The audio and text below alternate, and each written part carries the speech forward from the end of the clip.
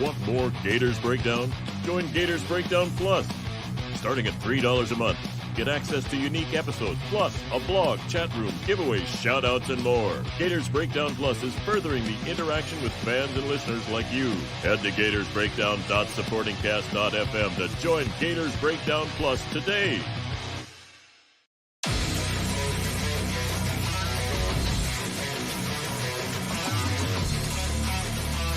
Gators Breakdown, because there's never a dull moment in Gator Nation.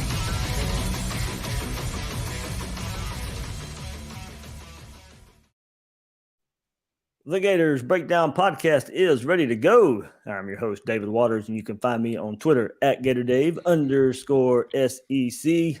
Last week, we talked about the offense, giving that side of the ball a preview, and this week, it will be the defense as spring practice kicks off.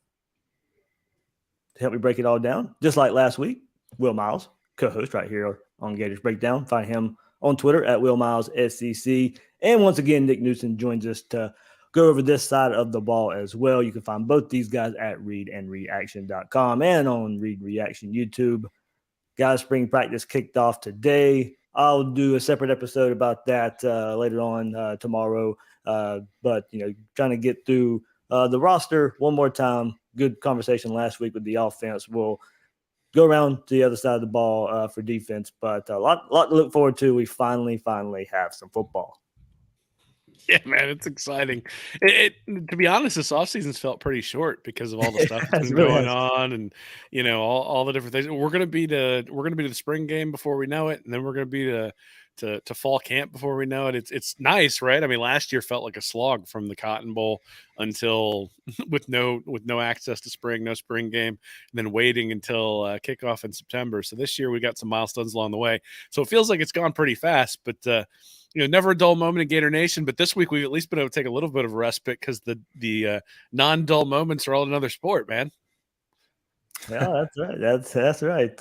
I'm sure you guys will get into it on Read Reaction and stand up and holler on all that. Gators Breakdown Plus, the plus side of it. We'll get in a little bit of basketball on that side of it too. This is pure football, but man, yeah, that's we are not short for content in Gator Nation right now. Always fun, buddy. Always fun. It is. So, Nick, do you have it picked out the four topics this week for stand up and holler? Yeah, we are going to open up. Will wrote that nice article on Mike White, and we will start off with that. But the most important topic I'm looking forward to breaking down is Will actually busted out a guitar and saying "Don't Back Down" on last week's episode of Stand Up and Holler. So if you haven't seen that yet, be sure to go over and check that out. That was in the dollar section. I'm begrudgingly giving respect. I mean, he took guts to do it, so I give him respect for it. I was hoping that it'd be an opportunity to make fun of him a little more, but he actually did a pretty good job. Dave, did you get a chance to see it? No, I have not. Check that out. Highly recommend. If you haven't seen it yet, highly recommend checking that out. Yeah, so Nick's going to be reading comments like mean tweets on Stand Up and Holler tomorrow. So you still have time to go over there and take your shot at me, Dave. All right, I will. Been really busy with the work. Got family in town this week because my daughter's on spring break. So I'm behind on everything. So it's what a great week for spring practice to start. By the way, on my daughter's spring break. So it's well, this just allows you to sort of get infiltrate her with Gator stuff, right? She's off school. Yeah. Just take her down to Gainesville, man. Like go tour around campus, get her ready for where she's going to go to school in 9 years. Yeah, there we go. Yeah, we'll get her ingrained. She's taking over this whenever I decide to call it quits. So I gotta get her there started somewhere along the way. All right, yeah, there we go. Like I said, last week offense, we'll do defense this week. Later this week on Gators Breakdown. Tomorrow, next episode, we'll go into Billy Napier's press conference for spring. Just in the short 15-minute window that the media got for viewing spring practice. Just little bits and nuggets, news and notes there. But all right, guys, let's start up front and look.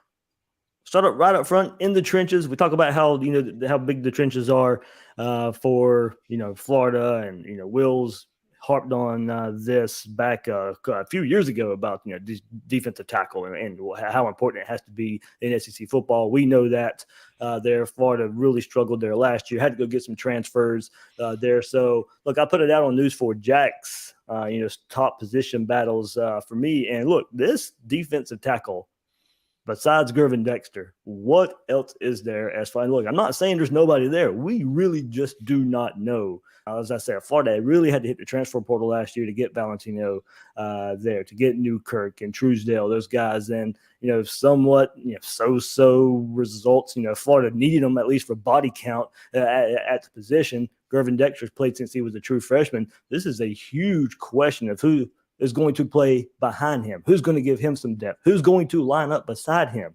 to be a difference maker on this defensive line for this Florida, especially right there in the middle at defensive tackle. So, of course, Gervon Dexter leads the way, but names like Jalen Humphreys, Jalen Lee, Lamar Good, so these guys, 4-star recruits, we haven't heard really all that much from yet.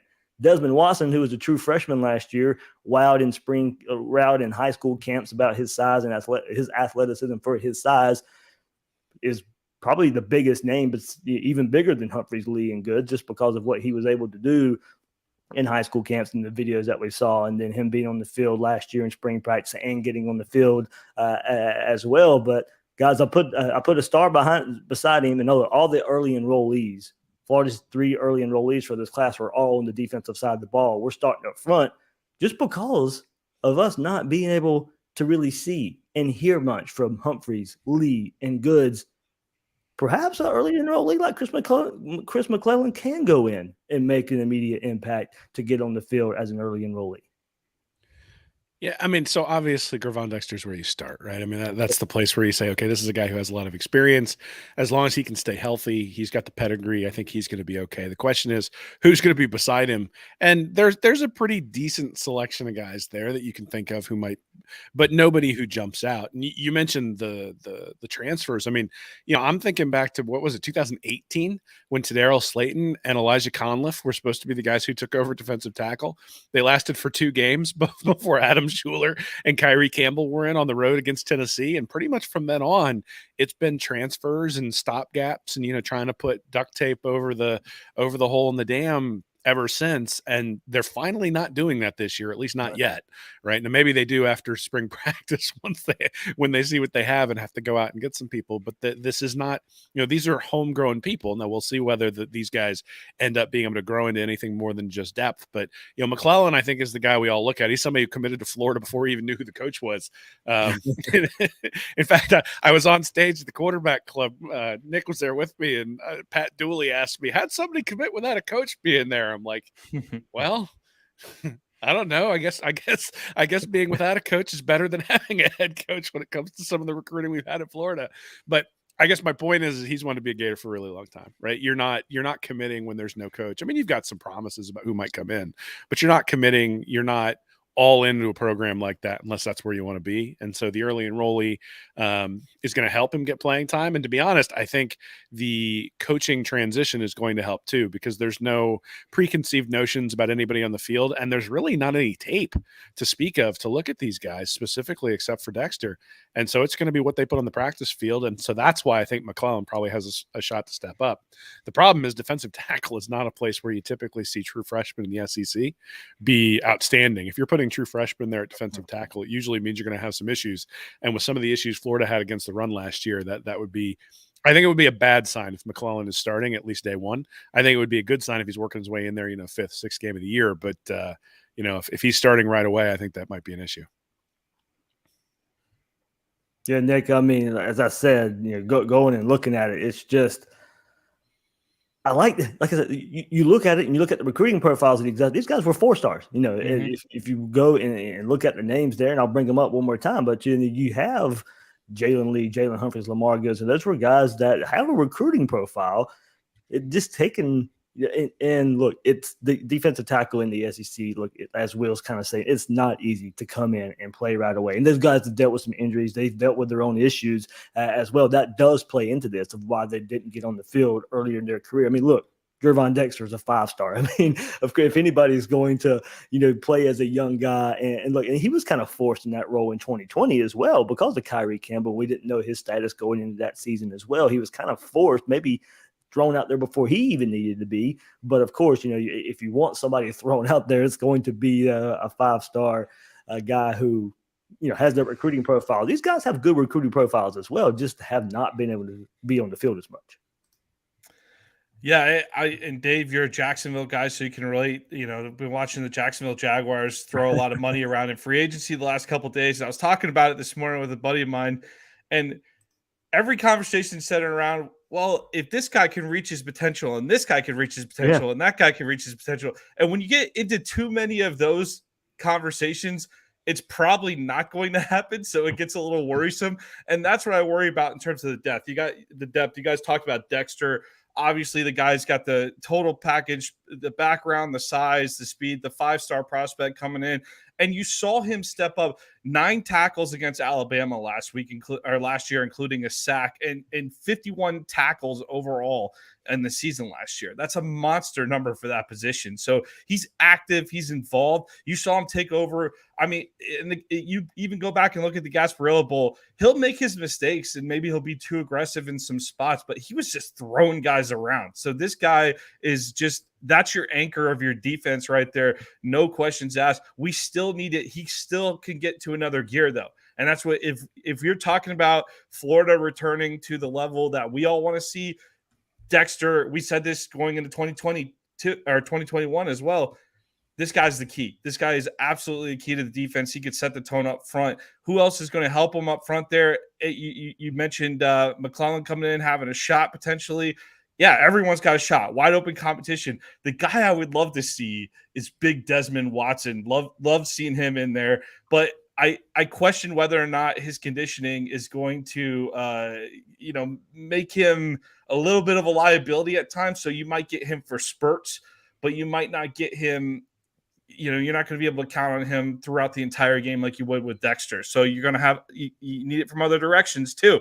I think Jalen Lee is a good candidate to step up, and you'd obviously love to see Goods and Humphreys, but Humphreys, especially dealing with injuries in the past, you got to think, so can one of those 3 guys step up in addition to Watson to be, have that 3-man rotation at the defensive tackle, which is not very deep in the SEC. So to say, is a freshman going to get playing time? Yeah, absolutely. I think everyone's going to get a shot here at this position.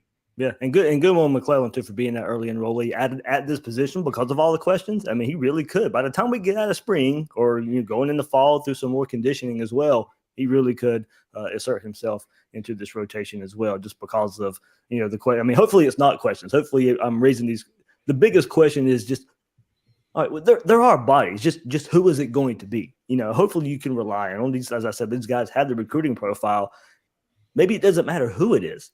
It's just going to be, all right, whoever it lines up besides Gervon, whoever lines up behind Gervon to give him a breather, or guys that we'll be able to count on. Hopefully it's just not this huge, massive hole. And we're talking a year from now at spring practice, all right, who's going to step up at defensive tackle again? Hopefully just from this list, we're like, okay, now we know. Look, these guys also, they might be playing for a starting role next year to take over for Gervon, because if he has the year a lot of people are thinking, he's going after this year. This is his 3rd year. I know it doesn't seem like he's been here that long, but I mean, this is money NFL year for Gervon. So Florida has to really find some people starting this spring at really getting in at this defensive tackle spot.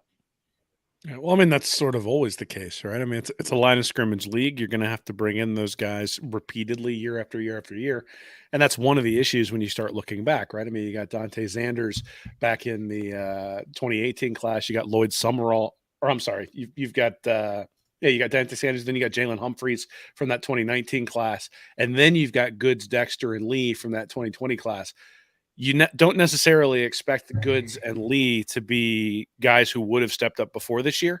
You would have liked to have seen it, but those aren't guys you would have said, yeah, absolutely, those are guys who are going to contribute before this. But now the 2020 class is the one that needs to contribute in 2022. That's sort of the way it works. Is if you want to be good, then you need guys 3 classes ago to be the ones who sort of lead the way.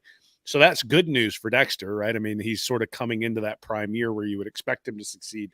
And then Goods and Lee are the two that I look at specifically at defensive tackle and say these are the guys who are going to have to step up, because these are the guys who, are really coming into the prime of, or what should be the prime of their careers at Florida.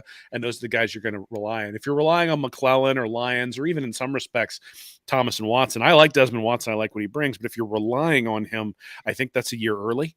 And we're going to have that in certain cases just because of roster turnover and places where guys have transferred out, and just because there were some limitations in recruiting. But, if Florida's defensive line is going to improve significantly, it's going to be those three guys, Goods, Dexter, and Lee. All logical, Will. I want it to be Watson, though. I want it to be Watson. I want him to be that second guy next to Dexter. That would be great if he could step up and he were ready. But you're right. All logical there, Will. But if Watson were that second guy and you had that amount of mass to move up the middle, that's gonna be tough for a lot of opponents. All right, everybody, I've been sharing them. If you're watching on YouTube, hit that like button, hit that subscribe button. Also, leave those comments out there. Get them. If you're not watching live, leave the comments in the comment section. Always appreciated right here on Gators Breakdown. So let's move forward right here. Defensive end, and I've kind of have broken this up to if you're watching the YouTube version, two columns here. Guys on the left, Brenton Cox, Lloyd Summerall, Antoine Powell, more of that rush in buck / outside linebacker, however you want to put that term out there. There you go. That's the three guys that fit that mold. And then the true maybe defensive ends, Dante Zanders, Princely, Human Meelan, Tyreek Sapp, Justice Boone. There, Brenton Cox, of course, comes back. One of the, I think, huge spring for him.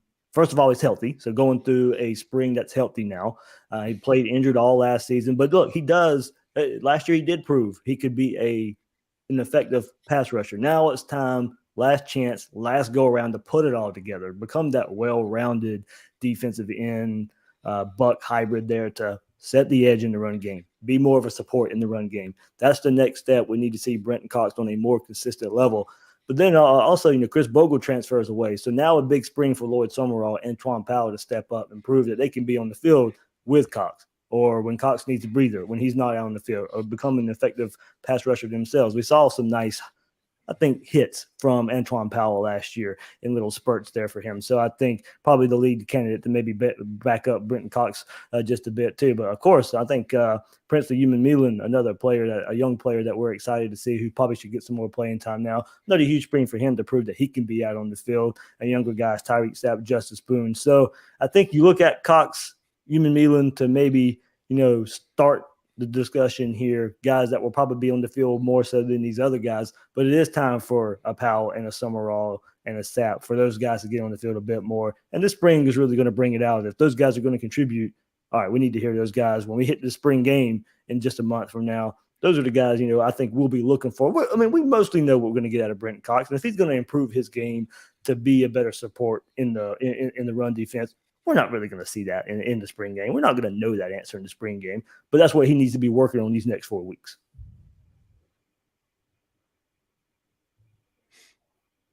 I mean, this is the spot I'm actually most concerned about when it comes to Florida overall. I mean, you've got Zanders at defensive end, but I think he's kind of one of those hybrids between defensive end and defensive tackle. He played quite a bit of defensive tackle last year when he was in there. Cox obviously is the rush guy, sort of the buck type of position. We know one of the criticisms of Grantham is that that there were a lot of recruiting at buck and not necessarily everywhere else. You've got Zachary Carter, who's leaving, 6'4", 285. Playing defensive end, and you start looking at guys like Summerall and Powell and Human Meelan and Sapp and Boone, and at least from the recruiting profiles, those guys are sitting in the 240, 245, maybe 250 range. And so having that guy who's going to set the edge, I mean, we all remember that LSU game where they're where they couldn't stop a counter, and some of that is on the defensive line, some of that is setting the edge. And the reality is that they're going to, it'll be interesting to see who really does get bigger this offseason and see if somebody can get into that 265, 270 range to be that true defensive end that you're going to need. Or does Patrick Toney then use that to his advantage where he's got guys all over the place who can drop into coverage? And that's maybe the one thing we haven't seen from these guys other than Brenton Cox. Human Meelan and Powell, I think we've seen some exciting flashes in terms of their ability to rush the passer, but that's not all they're going to be asked to do in this scheme. They're going to be asked to drop into coverage. They're going to be asked to allow, those creepers and simulated pressures we talked about a couple of weeks ago, Dave. These guys are going to have to be able to enable that. And so that's one of the things I think will be interesting to see during the spring game is how good do these guys do in coverage? Because that's not necessarily something that they've done all that much in the Todd Grantham scheme. Usually if you had your hand on the ground, you were coming. And then the question was there somebody else coming from someplace else? That's not going to be the case in Patrick Toney's defense. So I'm interested to see how these guys do in coverage. And that's probably something we'll be able to pick up during the spring game, because I suspect they're going to run a lot of the, they're going to have to run that stuff to get everybody ready. So we'll get to see that during the spring game a little bit and sort of understand exactly who's going to fit based on what Toney's trying to do. Nick, if I had to ask you a prediction here, and like I said, it has to start right here this spring. What are your thoughts on Brenton Cox? And can he become that more well-rounded player and kind of live up to that that 5-star billing that we were so glad to we got him from Georgia, and now it's got to play out that way. He took a step forward last year. He developed. I know there was honestly, if I close my eyes and I think of the first play with Brenton Cox last year, it's the drop back, when the near interception in the Alabama game that would have been massive is the first thing that flashes to my mind. But there wasn't as many instances in 21 as there were in 20 where he was just sprinting upfield on a pass rush and the play goes right by him. That happened a lot in 2020. I felt like he was much more disciplined. It played under control last year. It's still room to develop. I think you guys have painted a great picture here. Just hasn't quite put it all together to be that total 5-star package that we were hoping to see right out the gate. But I mean, this is really, if you look at his stats, it's following a pretty normal trajectory of a good football player. And this is a guy who is going to get drafted if he stays healthy. So this is a guy that's consistently one of the best athletes on the field. It's a similar story at defensive end and defensive tackle, though, isn't it? It's the one known quantity plus a lot of question marks beyond that. And I look at the situation where you saw Chris Bogle go to Michigan State and Summerall was in the portal at one point. He withdrew his name. Why isn't Bogle here? Why did he this would be a great opportunity for someone else to step in here and get some playing time. I'm with Will too. I'm not sure these guys were recruited for a specific scheme. I'm interested to see what the fit's going to be. There's certainly some freak athletes in this mix that can cause some pressure and create interesting matchups for Patrick Toney there, but. Unlike the defensive tackle position, the biggest difference here, I don't see the two signings getting much playing time this next year. I don't see Pyburn or Andrew Savigny. I'm sorry, I know I'm butchering that name. I had that down when I said it for Stand Up and Holler, but I butchered it there. But I think I don't see those guys getting in the mix as much this year because I do think there is plenty of talent there. It's just a matter of who we're going to see actually get those reps.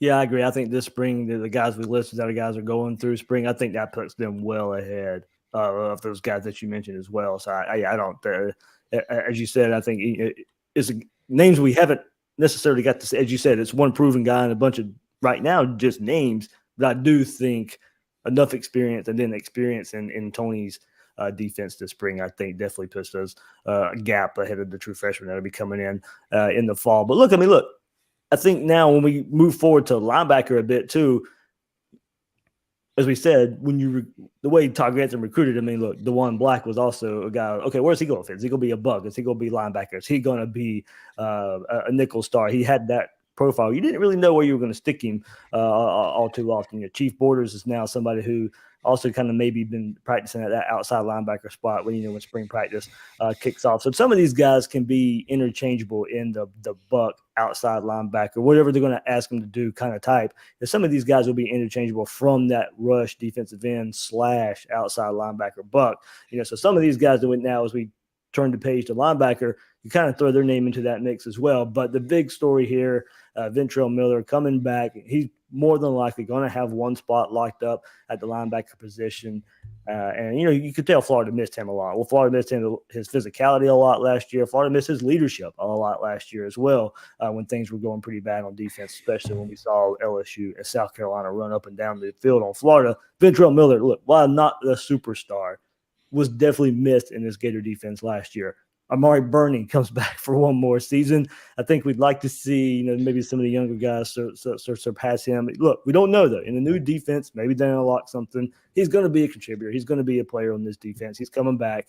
He'll contribute, but you would love to see a DeJuan Black, Derek Wingo. Those are the two names that we're looking at right here at linebacker, that when Ventrell Miller's on the field, he needs to be beside a Derek Wingo. He needs to be beside a DeJuan Black. And it looks like maybe DeJuan Black gets that start at the other linebacker position in a lot of these two linebacker sets here for Patrick Toney. But I think it's interchangeable right now. This spring is going to be very important for Derek Wingo and DeJuan Black, for those two guys to separate themselves from the other and be lining up there with Ventrell Miller and his leadership. He'll be able to, even in this new defense, be able to, I think, help and guide those guys through. But I think we have to remember, Derek Wingo didn't really play linebacker in high school. It was going to be a transition time for him. DeJuan Black, as I said, you could play this guy at two other positions on the defense right now. Looks like he has finally found his little spot there at the linebacker position. So I think Florida, you look at the recruiting profile here, and we brought it up a little over a month ago when Bill Sykes was on the episode, Will. This is the highest recruited position for Florida. When you look at who they've recruited, the star ranking, and average them all together, this is the deepest position on the roster. So, Nick, I'll throw it to you, man. I mean, DeJuan Black, Derek Wingo, I think there's a lot of excitement to line up right there beside Ventrell Miller. Yeah, again, we're similar theme here, right? We're talking about potential. We haven't actually seen it. It's potential. Wingo is a guy that just seems like I thought he was a surefire prospect when he came in, and he gets his time to develop. Yeah, Will made a good point when we were talking about the defensive tackles. Like, some of these guys, because there's holes in the defense, we're expecting there's a lot of pressure on some of these guys to step in and fill roles immediately. And really, you're talking about Wingo's just a rising junior. And in some part of me, I'm like, oh, it's been a little disappointing the first couple of years just because we've needed him so badly. And he hasn't been quite ready to fill that spot. But I look at it and go, well, give the guy time. The guy actually deserves time to develop and everything else. And I think this is a good year for him to shine for sure. I definitely think one of the most important moves of the offseason was Ventrell Miller coming back, though. You mentioned that LSU and South Carolina game. I don't think South Carolina happens if Ventrell Miller's on the field. And I'm saying this as not the biggest Ventrell Miller fan. I think he's a good player. You saw that game against Ole Miss a couple years ago where he had 15 tackles. He can light a team up when he's playing well. But I've watched that. I've seen the all 22 of the Alabama game in the SEC championship game a couple years ago. It wasn't one that if you're Ventrell Miller, you're going to want a lot of NFL scouts to watch. He got pushed around. He got beat up pretty good in that game. So it's not that he's that end-all world beater of a linebacker, but that veteran leadership, the guy who's going to know where to be and where to have the defense, I think that's going to be massive for some guys. Like, you go back to DeJuan Black, Wingo, Borders, Scooby Williams, all these names, Shamar James coming in, all these names need that guy to look to. And I think you got a lot of young talent paired with a veteran that's going to be keeping them in check. I like the mix here, and I'm anxious to see how it develops as the season goes. Yeah, well, I'm interested to see the combinations too. I mean, you can easily have Black and Wingo on the field at the same time. It could be, it could be Chief Borders and DeJuan Black, Ventrell Miller, and Derek Wingo. I mean, I think that's what you see with this group. There's some good combinations here that I think you may have a starter, quote unquote starter, but there's going to be some other guys who play a good bit as well. Yeah, I mean, you're going to have to, because you only got 7 guys on this list, and for the most part, I think as we've gone through the defensive line and now the linebackers, really where I'm at is sort of that we're going to see a lot of dime. There's going to be a lot of situations where we got a lot of defensive backs out there for 2 reasons. One is the game is definitely moving towards more of a pass happy game, and you need more defensive backs out there. 2, I think that allows you to do some of the things that Toney wants to do in terms of bringing pressure from wherever you want to bring it. And then 3rd, I think we're really sort of talking about personnel limitations at each of the levels thus far. And when we get to the defensive backs, that probably won't be an issue when we start talking through there. So I think the key name on here, and I know Gators fans might not think it might not be popular. I think the key name here is Amari Burney. I mean, and I think I knew you were going to bring it up. Well, I just think back to 2019 when he really started playing significantly, and we all thought he was going to be awesome from the standpoint of he could do things in coverage that a safety could do, that if he could get a little bit bigger, stick his head in, and really be at least just adequate in the run game, that he was going to be a really effective linebacker. And that's just not materialized, right? The tackling in space has been an issue. It hasn't looked like he's played with a lot of confidence. It hasn't really looked like he really grasped the Grantham scheme real well. And I think one of the things we've seen with Patrick Toney and some of the podcasts we've listened to and some of the things on YouTube is that he does seem to be a very effective teacher. And so the question I have is, can you speed up Amari Burney? Because it seems like he's been slow the last couple of years on the field in comparison to what he's a fast player. You go back to the recruiting part, he is a fast player, or supposed to be a fast player. Yeah, well, and again, I think a lot of that goes back to not necessarily trusting that you're doing the right thing, not being in the, you mentioned some of these guys who weren't necessarily linebackers to start with. That certainly fits Burney as well, right? And so now you're going to be bringing him in, and I think he's the key because we talked about the defensive line where you got one guy coming back, or a defensive tackle where you got one guy coming back, and then it's just sort of, we don't know who's going to be able to step up behind that. You think about, defensive end, it's the same thing. Eric Cox coming back, and we don't know about the other guys who are out there. And at linebacker, you got a little bit more that right? We know what we're going to get from Ventrell Miller. I think to your point, Nick, we're not necessarily going to see him become a second-round NFL draft pick. He's probably going to be a low-round draft pick or an undrafted free agent, regardless of what happens this year. I think I look at a guy like Burney and say he wouldn't have been drafted this year, but he has the skills, I think, to be able to do it. Just hasn't necessarily been able to show that within the scheme that he was in. And then Wingo, I think, showed some flashes when he got on the field last year, especially towards the end of the year. So at least got some experience. So I think we have an idea of what we have with Wingo. Now, obviously, that was next to Tyron Hopper, and I wish Hopper was still there. You talked about Bogle leaving. Well, Hopper's in that list too of people that would be nice to have in that defense as well. And before I go, Diabate, another name. I was going to go to those guys that left as well. I mean, this opened the door for DeJuan Black and Derek Winger to get on the field more. Yeah. But again, I mean, I go back to that LSU game and I go, are we really pining over anybody who was on the field during that game at either the defensive line or the linebacker position? And that, I think, is really the rub when we look at all of this stuff, is Florida was awful against the run last year. And so if we're taking guys out and putting new guys in, the worst they can do is be awful against the run again. So I think we're. Did Patrick Toney study the counterplay? I bet you he'll have some plans to be able to take that away. But Florida finished 85th against FBS in yards per rush last year. They were 18th in yards per attempt. So able to shut down the pass, not able to shut down the run. So if you think about where these guys need to be successful and where we need to see a real step up, it's actually not in coverage. You can probably deal with the linebackers giving up something to running backs every once in a while in coverage. It's that they were really bad in run fits last year. And so those will be the things I think you need to look at in the spring game, is how often are Florida's running backs able to find a gap and find their way up the field versus how often are the linebackers able to fill those holes. We'll see. I'm really interested to understand exactly how these linebackers will be able to do that. But that's why I think Burney and Miller become more important, not just because of, their experience and all that sort of stuff, but because they are more guys that you would expect, especially Miller, to be able to get his hat in there and actually stop the run. And that's where Florida absolutely got torched last year. So I'm going to contact Florida's media department and say, hey, let's start the spring game with a fan vote for the first play ran, and I'm going to say put the counterplay in there. And let's all vote for the counterplay to see how this defense reacts, and we'll have our answer right away of how this defense is going to be. But no, man, just thank God Todd Grantham's going, by the way. And just harp on that one more time. But let me ask you both. Will, you talked about the scheme, like how much we even heard players after a few games last year allude to the fact that they're not being put in the right places, right? I think Diabate was someone who was pretty vocal toward the end of the year, mentioning that. How much of it is the fact that we're cleaning up a scheme that may have been too much to process for some of these guys, where either it's too much, the playbook's too thick, or Grantham's not adjusting, or a little bit of both? How much of that adjustment alone is going to fix some of the problems we've seen with the defense the last couple of years? So last year, I don't think it was scheme. I think it was want to. Like when you get gashed by a counter over and over and over and over and over again, when you can't stop Samford, that's want to. And, you can talk about, oh, we weren't in the right position. Oh, it wasn't taught right. And, oh, they didn't make the adjustments, all that sort of stuff. But at some point, you just got blown up by a guard. And when you're there, you got to take that guard on head on. You got to knock him backwards, and you got to give your teammates the opportunity to come in and make the tackle.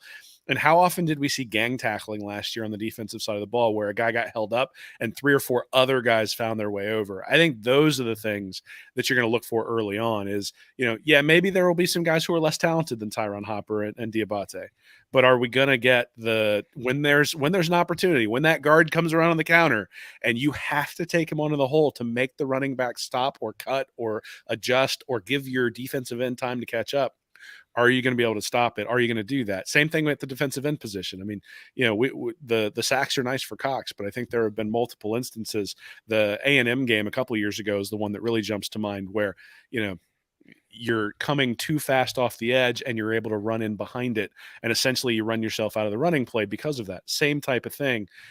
I don't know that that's necessary. I mean, I can't imagine they're not coaching it. Maybe they're not coaching it right, but I can't imagine they're not coaching it. So, and look, I'm not absolving Grantham of issues. I mean, he's in charge, right? He's got to make sure that people are incentivized. He's got to make sure people have the the training and the teaching and all that stuff that's necessary to execute. But there is culpability on both sides, right? When there's a divorce like this, and I think it's unwise to just say, well, Todd Grantham's gone, everything's going to get better. But I do think that it's probably, I mean, it can't hurt, I guess. Well, Gabe, I guess part of what I was alluding to that thought, though, to Will, but yeah, Nick, before you extended that thought, I also think the lack of physicality came from the top down. I mean, I think we knew Dan Mullen didn't really stress physicality. Once that 2020 season hit and the COVID season hit, they basically wiped out physicality in practice. And I think that bled over into the team. I don't think they ever really got it back, especially on the defensive side of the ball. And I think it was a mentality that it was instilled from the top down and they never got it back. And it really, really showed at the linebacker position itself over and over again.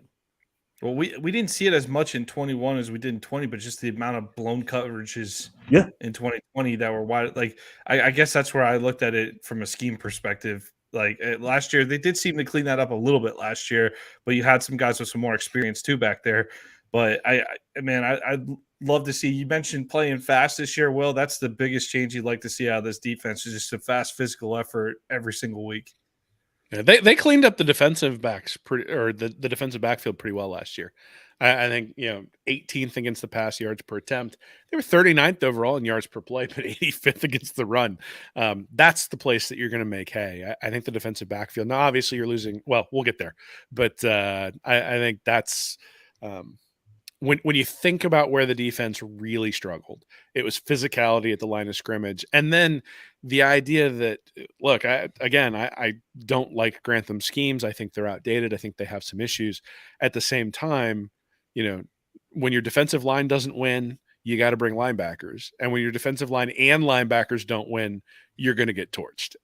And so at some point, you just have to win a physical one-on-one battle from time to time. And to your point, Dave, the ability to win that one-on-one battle really did not appear to be there in either the 2020 or the 2021 season.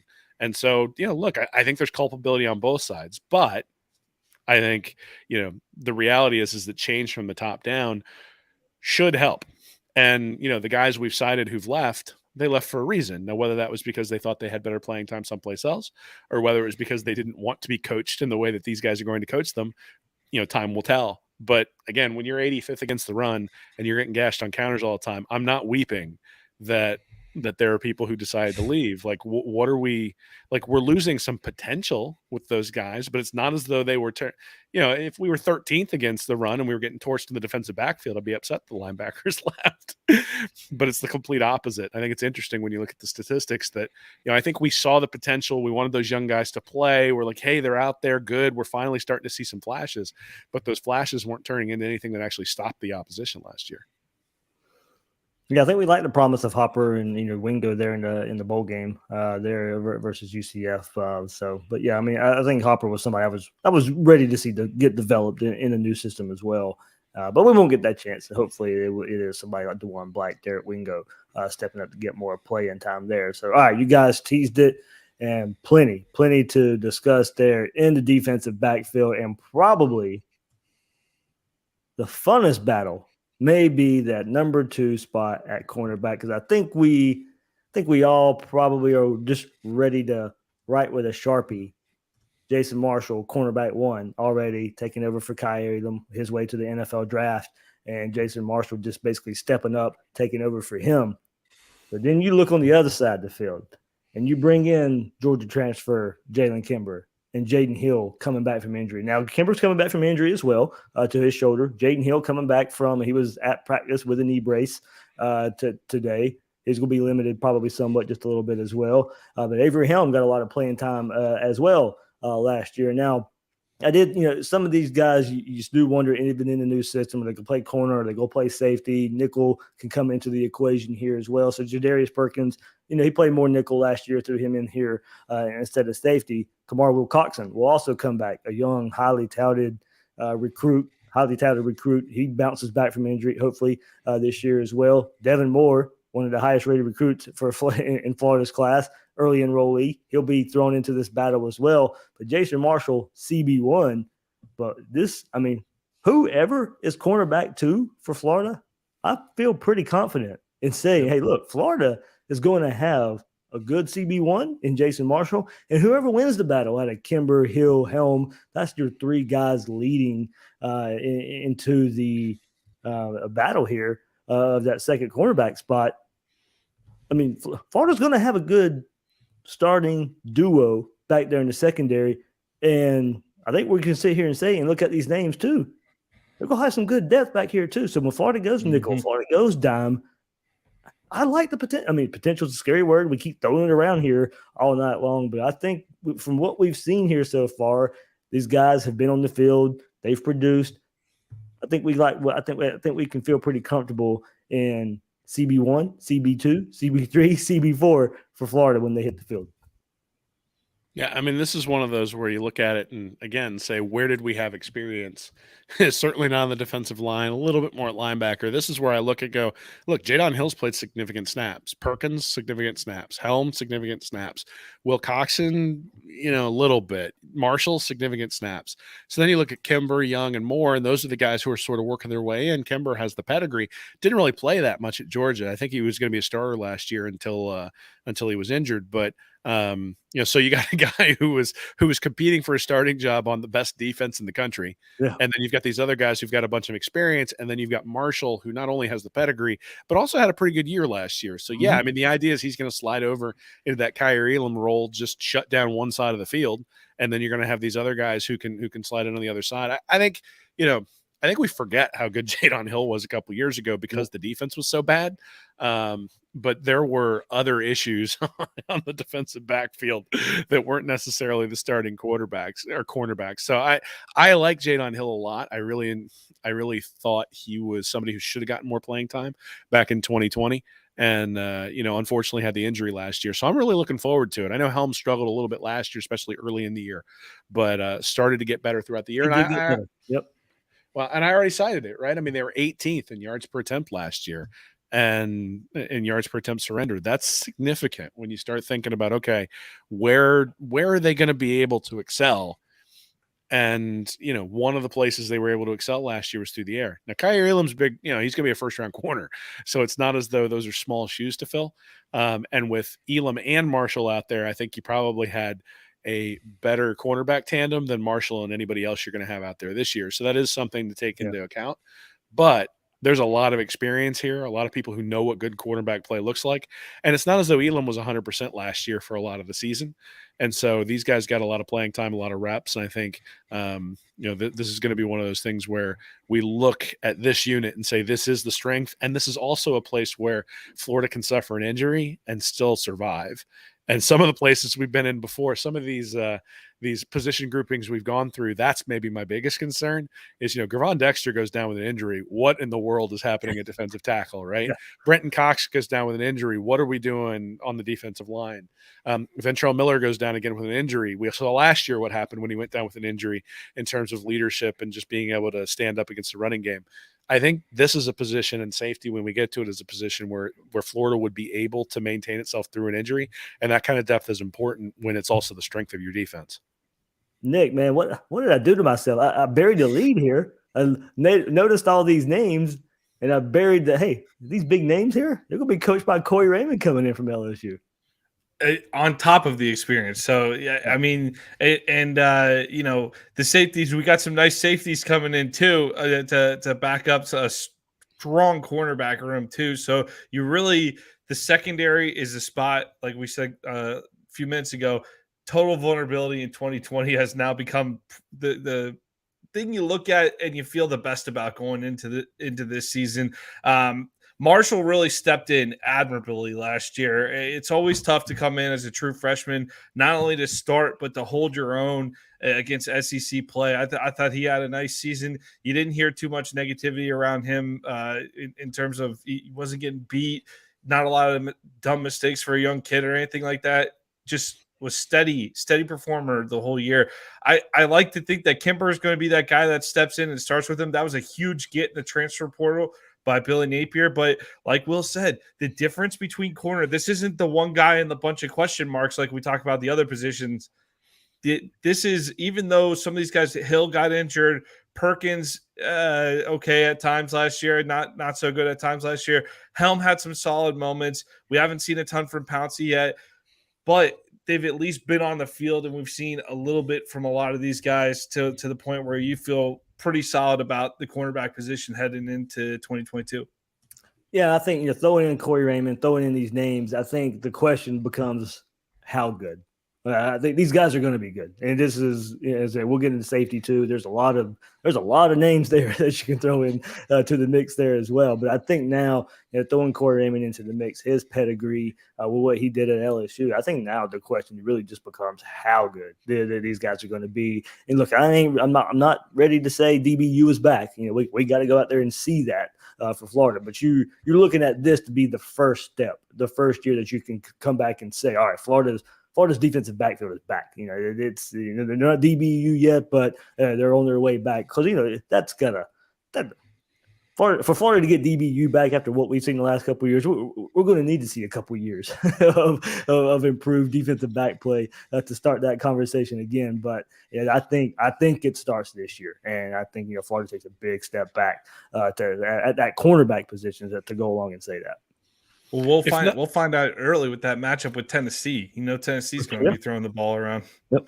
Well, if nothing else, I mean, a hallmark of the Grantham defense, and I kind of threw up in my mouth a little bit when I was defending him earlier, but a hallmark of the Grantham defense is that there's always a receiver like wide open 2 or 3 times behind the defense. Like, that was just a hallmark. I mean, Tennessee happened to miss that last year in those games. Right? Hendon Hooker couldn't make the play, and that's one of the reasons why Florida was able to win.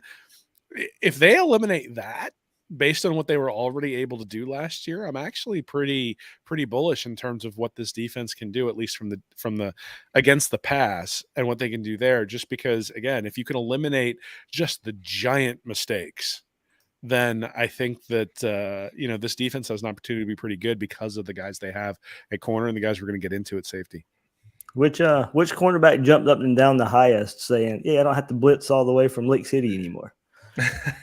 They're still going to blitz. They just won't send them both at the same time when they only have one deep safety. Hey,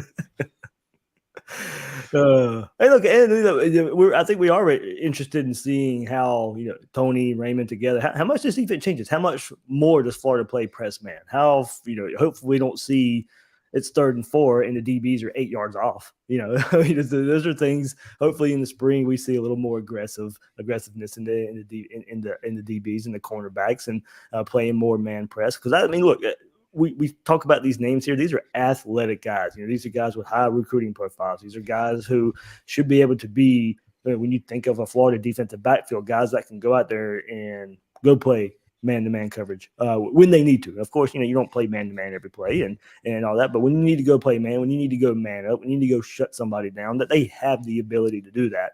And starting, and Will and I talked about it a couple of weeks ago, for Patrick Toney, it's about the basics first. If you don't get your keys, if you have your reads right, if you don't play your back pedals right, if you don't do your job, if the coaches will do their job, the coaches are going to put you in position. We didn't get to see that a lot the last couple of years.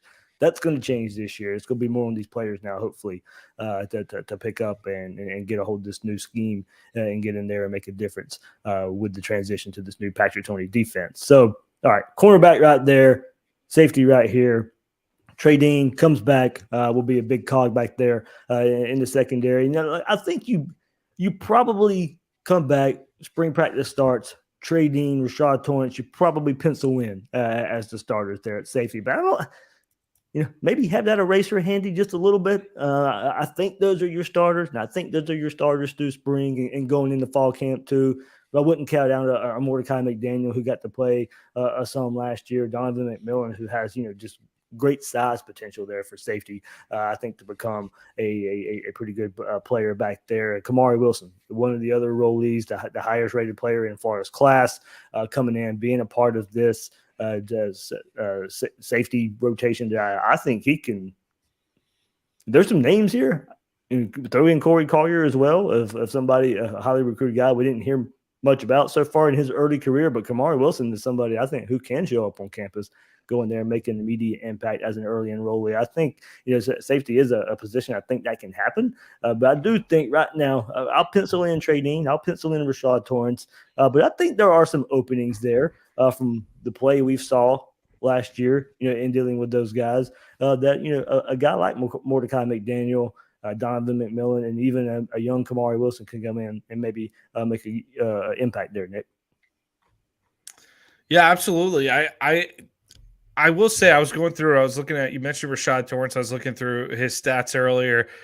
I was a little caught off guard. He had 87 tackles last year. Yeah. 87 tackles. Didn't realize he was that active. And also to go with 3 interceptions last year as well. I knew he's a guy that flies around. You hear his name a lot, make a lot of plays, but 87 tackles. Woof. So you got a solid playmaker right there. Trey Dean, I'm not going to get too heavy into that. Like, we've seen Trey Dean. It's going to be good to have some experience in some sense, but I'm hoping that Trey Dean can get supplanted by some of these young guys coming in. You talk about Wilson having a shot. Trevez Johnson flashed a couple times last year. We saw him. He could come up and make a hit on a couple times. Some of those screens, he would fly up and make a big hit. Not afraid to hit somebody. McDaniel, I liked his game from when I saw last year. Didn't see him a ton, but limited action here and there. He seemed to stand out a little bit too. I'd like to see a little more of Corey Collier this year, though, Dave. Like to see a little more of Corey Collier this year. But again, this is a position you look at the potential. You mentioned, I'm not even talking about McMillan, the Kamari Wilson. Man, there's the level of depth to the safety position. The safety room is going to be extremely competitive to get on the field. Wouldn't surprise me to see a transfer or two out of this room before it's all said and done, before fall camp opens. Well, I mean, this is a position that defensive coordinator Patrick Tony's going to baby. This is his baby. This is his position group that he'll lay his hands on when you start looking at this new defense. So that's going to be a big part in this. I think these guys will be coached up by their defensive coordinator, who is going to be in these meeting rooms with these guys and really coaching this position. So you can best bet the winners out of this job, and if it is a Trey Dean and Rashad Torrance again, then good for those guys. They've earned it in a coach that's really going to have his eyeballs on this position and coaching this position. Yeah, I mean, again, you look at who was actually out on the field last year. Trey Dean, you mentioned Torrance having 87 tackles. Dean had 88 tackles and 8 passes defensed. Now, obviously that it was more run support for Trey Dean, where I would go into question of like what more can we get out of Trey Dean? Oh, I don't disagree with you. I mean, I don't think that we're going to look back and go, oh, look, he's winning postseason awards or anything like that. But he was on the field a lot. Yeah. And that's actually something that I don't necessarily think back to last year and go, oh, yeah, Trey Dean was the second leading tackler behind Diabate. Like, that's just not – like, I would have guessed that Torrance was up there. I would have actually guessed that Trevez Johnson was closer to there, and Johnson only had 23 tackles last year. And then you go down, McMillan actually had 10 tackles, so he was on the field more than I thought he was last year. And I think, so you look at that, you got 5 guys who have real experience out there on the field. You've got, the Dean, Torrance, Johnson, and Mordecai McDaniel got real experience out there and significant experience. So again, this is a place where you can suffer an injury. It's also a place where Kamari Wilson can work his way in. Look, I mean, whether he's a high 4-star or a low 5-star, doesn't really matter. When you've got a guy who's recruited in that top 50, that guy has to contribute. So, to have him redshirt or have him not play or have him sort of sit out and learn. No, you bring in a guy with that kind of pedigree. He's got to play. He's got to play early, and he's got to get out there early. And so I'm actually expecting to see a lot from Kamari Wilson as well. Guys like Collier, we don't really know. McMillan hasn't had a ton of time, though. Like I said, he did get out there a little bit. Seems to have the right size to be able to help out, especially in the running game. I think a lot of it's going to come down to, like you said, this is Tony's baby, which means, you think about the discipline that Billy Napier talks about his team needing, and you suspect that Tony's going to demand. Well, when it comes to the safety position, he's going to demand it more than he would anywhere else because that's where he's teaching. And so, a guy like Dean might be, if you think of him as sort of being like, he's a below average safety, maybe is kind of where I think most people sit there and think, well, how much do you need to improve? How much can Tony improve him to get him to a place where he's average or above average? And if you get above average play in places where you're getting below average play, and you get a guy like Rashad Torrance to take a leap, well, now all of a sudden you've got a pair of safeties out there who are playing significantly above average, and you're going to have a defense that's able to prevent some of those big plays we talked about with Grantham's scheme. So I'm very bullish on the safety room. I actually think Dean's going to be better than people think. I think Torrance is a really, really good player, and I think when you've got Johnson and then you've got McDaniel and McMillan that you can rotate in, it's going to be tough for Kamari Wilson to find his way into this rotation. But I think one of the things, you talk about trusting your evaluations and going after the guys that fit your system and all that sort of stuff. When you bring in a guy who's a 5-star candidate, that guy has to contribute. So I'm interested to see how long it takes before he finds his way out there on the field, especially since he's an early enrollee. And we talked about the struggles, and hopefully, the defensive line and the linebackers are better, and we don't have to ask these safeties to come play in the box as much as they had to last year, and they don't have to make these tackles in run defense. Look, of course, there's going to be times where they're just going to have to, and you hope to see improvement on that last year, but hopefully they're not going to be asked to do that a whole lot because Florida is getting penetration up front. The linebackers are in their spots, and they can beat their guys in front of them. So hopefully, not many running plays get to the safeties as we saw it last year. That'd be a big improvement in and of itself. Utah and Kentucky right out the gate. We'll find out We'll early. get our answer pretty quick, won't we, Nick? We will get our answer pretty quick. The other thing, and I think this is more of a holistic sort of overview, but when you look at Florida, they were 82nd in yards per play allowed in 2020. They were awful. They weren't awful last year. They were 39th in yards per play. They were bad against the rush, but they weren't bad against the pass. So you typically don't see teams go from 80, 90, 100 to like top 10. But what you do see is you see teams go from, 80 or 90 to 40 to 25 to 10, something like that. Those are usually the progressions. And so the idea that Tony's going to come in and make this defense elite right away, I think is probably a little bit misguided, except for there were times that they were frustrating, but overall, when you look at the whole sort of, the whole season and look at what they were able to put together, this was not a terrible defense. Now, the systemic problems that Todd Grantham fired, I think, are hopefully going to go away. And so then I look at that and go, all right, could they go from 39th in yards per play to like 18th? And if they got a top 20 defense, this team's going to win a lot of games. And maybe they won't win against Georgia, and maybe they won't win against A&M, but that's a team that's going to give Utah a heck of a battle in the opening game. That's a team that won't lose to Kentucky. It's a team that won't lose to Missouri. So you don't have to take a giant step.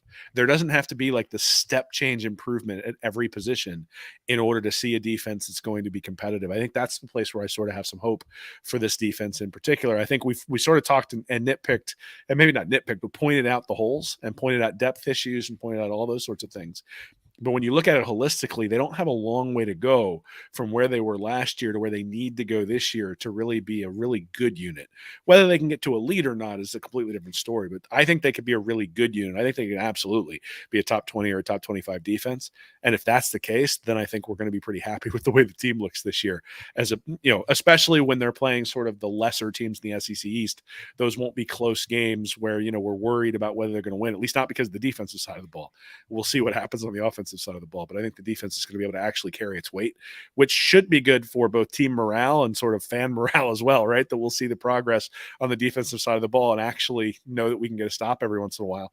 And then And then, I'm sure that 2020 and even sometimes last year, the offense sort of looked over the defense and said, come on, guys, like, can you get off the field? Like, can you not make us score 40 points? Like, all that sort of stuff. Like, if I was Anthony Richardson, I would have been really frustrated in that LSU game. Just every time you drive down the field to tie it, here they come again, 3 counters and score. And but the problem with 21 is you had those moments with the Kentucky game where it was the opposite. The defense played pretty well. They couldn't get in sync at any point, it felt like. Yeah, well, and again, I think that sort of goes back to the toughness and the organization and all that sort of stuff. And so I'm encouraged. I guess that's sort of the takeaway holistically at a large level is this is not a defense that was 100th last year. I think it feels like it, right? My recollection of the 2021 season is that Todd Grantham absolutely deserved to be fired. But I think one of the reasons we thought he deserved to be let go is because we were taking the 2020 debacle and the sort of weird collapses in 2021 all in, taking that all as one big thing and sort of rolled those 2 seasons into one. The 2021 defense was better than the 2020 defense, and it wasn't close, which means that if they can see consistent improvement this year, the 2022 defense could be really good. But the reason we still felt terrible about 2021 is because when they were good, they were really good. But when they were bad, they were just really bad. LSU, South Carolina, Samford, the bowl game, UCF. The start of the Alabama game where you the first 3 they did get together in that stretch, and you felt like they played to their potential for a stretch of that at least. But there was just some moments of pure awfulness throughout the 2021 season that you hope they cut back on that. I think for this year, I'm bracing for a gut punch in September. I think the schedule, we don't have that warm-up type of stretch to get into SEC play or anything. So I would hesitate. My big message with the defense this year is whatever we see early, reserve judgment, and I think you're going to see this thing improve as it goes along. And we got a tough stretch in October. Don't get me wrong. It's not like the schedule eases up in October or November, but I think you will see improvement from a defense that has a lot of guys stepping into, we're asking a lot of guys to step up into those roles where they're the playmakers now that weren't necessarily doing it the past couple of years here. So I think you'll see some mistakes early, and I'm hoping to see them get coached up and improve as the season goes along. I'm enjoying this because Nick was like all sunshine and rainbows last year before the season started. Well, I was like, I don't know, and now the roles have reversed. I'm the one pumping the sunshine, and he's the one going, all right, hold your horses. Like, we'll see what happens. So there we go. I talked about this on Gators Breakdown Plus last week. I put the Twitter poll up last week. Will, I think we got your answer, but I'll let you confirm if this is your answer or not, and then Nick, you can jump into. So spring practice, it's here. Which side of the ball do you feel better about as spring practice starts, offense or defense? You out there at 1,500 votes on Twitter, 58% of you said you feel better about the defense. That's a really good question. If I knew Anthony Richardson was going to be healthy, I'd tell you I feel better about the offense. Okay, assume Anthony Richardson starts. So I feel better about the offense. I think the offense can put up 35 points a game if Anthony Richardson's the starting quarterback. 100% agree. 100% agree, because I think that high-end potential is there for the offense. I'm not sure. I think we have the tools to be a good defense. I'm not sure I see this being an elite defense. Like, the offense could potentially be elite. Yeah. It lays on, Anthony Richardson's health and reaching that potential there. Well, he's not doing backflips anymore. Nick is convinced him that backflips are bad for his health, and I'm very disappointed because it's out of love. That was the highlight of my day last year when he was going through health issues. He'd do a backflip. I'm like, yes, he's going to play, and then we just see him sitting on the sideline, not going in the game, and the whole time I'd just be fuming. There's a point in life where, you're playing company softball and you pull your hamstring every single time you run to first base, where you just got to look in the mirror and say, got to slow some things down. And that's what, if Anthony Richardson, if you're getting injured doing TikTok dances, maybe lay off the backflips. That's all. I asked that same asked that same poll on YouTube as well. Out of 400 votes, it was even higher, 64%. So they feel better about the defense than the offense. And of course, I didn't put the Anthony Richardson parameter in there. But I know most people still think that he's going to start, and they'll kind of put that out there too. So Gator Nation pretty much feels better about the defense than the offense. heading into spring. So interesting turnout. that is directly tied to the guy calling the plays. Yes, it really is. It's that's something they've recruited well on the defensive side of the ball, and I think when you look at it as a whole, so I think a lot of us feel if you're picking the offense, you're picking the offense because of Anthony Richardson. If you're picking the defense, I think you're picking there's the better 11 are on the field. Now, I brought this up on Gators Breakdown Plus last week. Could we say because of the transfers, mainly Osiris Torrance, and the experience on the offensive line, could you actually feel better about the offensive line than the defensive line? No. Okay. We talked about it last week. Right tackle is a giant hole that I don't know how they're gonna fit right now. And maybe Josh Braun ends up being that guy. Maybe Michael Tarquin becomes that guy.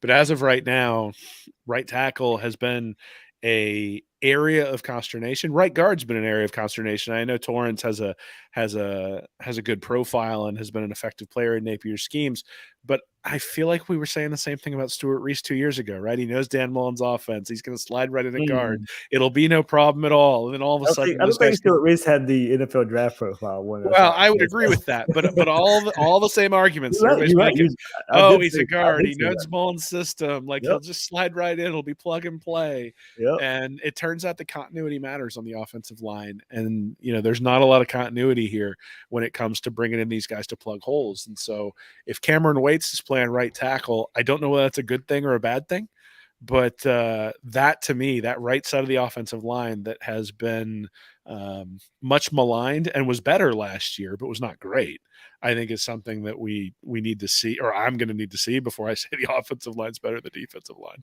Total speculation on both sides. Total speculation on both sides, and then to decide which one you feel better about. I have no idea is the real answer to that question. Yeah, I lean offensive line. Torrance, just say Torrance lives up to his potential. Dexter leaves at his potential. I say, okay, cancel those two out. As we said before, I don't know who's playing with Dexter or behind Dexter. So in that left side of the offensive line, I can go Garage White, Igwaken at center. I feel better about that little grouping than I do any defensive line grouping. So if I had to pick, I'd probably lean offensive line. So for the probably first time in quite some time, I can say I feel better about the offensive line, the trenches on the offensive side of the ball than I do the defensive side of the ball. Was that a positive statement about the offensive line or a negative statement about the defensive line? Yes, probably more. Probably. And that's where I will agree with Will there. Probably more of an indictment on the defensive line. Right. Like I said, Dexter, that's it. I can't. I'm not saying you're on. Go show me the film. There isn't any. Right. There you go. Dexter and the Dexterettes. That's right. What we'll go. Got to do maybe a little better nickname than that. I'll go to work on it. Yeah. So that's it. Yeah, that's pretty much it there. It's just not saying defensive line can't be good. I don't know. And I don't know who it's going to be. At least on the offensive line, besides Will's point, we know the cast of characters besides right tackle. And we pencil in Braun right there. Everybody else, we kind of just know. All right. Good episode, guys. Good roster breakdown the last couple of weeks. And I think that gets everybody caught up with, Florida's roster where they're heading at in spring practice. Practice is underway. As I said, I will do first day recap. Either I might even do it late tonight. I don't know. Late tonight, do it tomorrow, first thing in the morning. But that will be out there to kind of review spring practice day one. But guys, I can't thank you enough for a deep dive to the Gators roster right here. Yeah, man, I can't believe it's spring practice already. It's so awesome. It's just so great to be back to normal, to have this normal schedule, to have I don't think any of us can guarantee you that Billy Napier's staff is gonna bring anything more than Jim McElwain's did or Dan Mullen's did, but there's hope that he can. And so going into a season where you have hope that things are going to get better, hope you're going to be able to compete with Georgia, hope you're going to be able to compete with Alabama it's refreshing. And I don't remember feeling this way when Dan Mullen came in 2018. And maybe it's just I don't remember, right? I think we all thought he was going to win games, and it turns out he did pretty early on. But I don't remember feeling this way. I certainly don't remember feeling this way about Jim McElwain. So hey, maybe it'll be a giant letdown. I hope not. but certainly if Napier can fulfill the potential of everything people have been saying about him in terms of, him being able to build relationships and him being able to bring in recruits and all that sort of stuff, I think the scheme is eventually going to follow that. But it's cool to have hope heading into spring practice and be able to sit here and say, all right, these are the things I'm looking for. These are the things that need to improve. These are the things I'm looking out for. And, for the first time in a long time, 9-3 is probably a pretty good year. If we look at it for Florida football, I think we'd take it if somebody asked us to sign up for 9-3 to start. And, we're sort of in that build, and the build is always a lot of fun. All right, Nick, man. Yeah. Thanks for, hopping on once again, giving these player previews, roster previews right here. Had a blast, Dave. Always appreciate the invite, and I'll be on anytime you call, man. Anytime you call. Sounds good. You guys have anything coming up on the site this week? Yeah, we'll have a stand up and holler episode coming up. Like Nick said, he's gonna have to make fun of my singing. So get over there to Read and Reaction, the YouTube channel. Check out the most recent stand up and holler. You can hear me sing on the end. Mean tweets being read on the episode as our 2-bit segment. And there'll probably be some stuff about. We got some questions here in the YouTube chat. A couple people have asked where can they get a Read and Reaction hat. Well, I just got this one custom made. I'll have to figure out how to get that to people. We'll have an answer next week on Gators Breakdown. That's for sure. I can help you. there. There you go. So, all right, guys, that'll do it. Anything else you guys got coming up? I think I disrupted you there. No, we're good. We'll have something up there about spring practice, I'm sure. And we've got some exciting things we're going to announce in the next month or two. We're not quite ready to do that yet, but got some exciting stuff in the works. So the site's been a little bit sparse over the last couple of weeks, but that's because we're working on stuff in the background to make sure we've got high quality content for everybody coming up here, coming out of spring practice. So we're excited about the things we're building, and hopefully everybody else will be too. I got a sneak little preview, so yeah, it's good stuff, people. So be on the lookout for that. So all right, for Will, for Nick, I am David Waters, host of Gators Breakdown. Find me on Twitter at GatorDave_SEC. Guys and girls out there, thanks for listening to this episode of Gators Breakdown.